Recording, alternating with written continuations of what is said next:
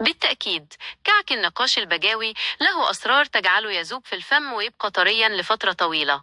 السر الأكبر يكمن في استخدام السمن وماء الزهر المقطر. إليك المقادير التقليدية المضبوطة.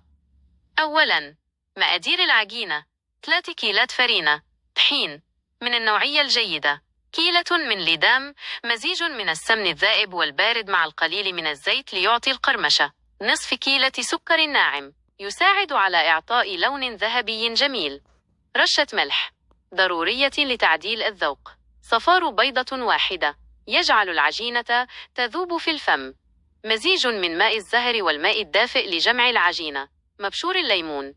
السر البجاوي: كمية وفيرة من قشور الليمون تعطي نكهة منعشة جدا.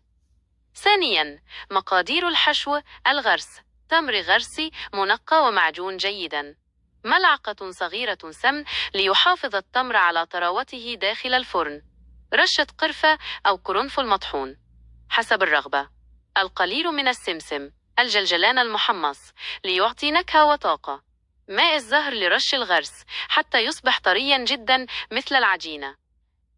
نصائح ذهبية لنجاح النقاش: 1.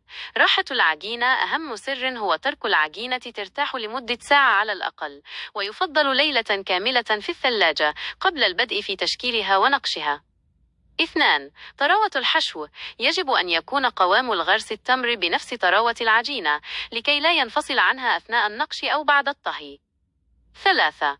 النقش: بعد تشكيل الحبات ونقشها بالنقاش المعدني، يفضل تركها ترتاح مرة أخرى لمدة 30 دقيقة قبل إدخالها للفرن، لكي يحافظ النقش على شكله ولا يختفي مع الحرارة. 4. الطهي: يطهى على درجة حرارة متوسطة 160 درجة مئوية إلى 170 درجة مئوية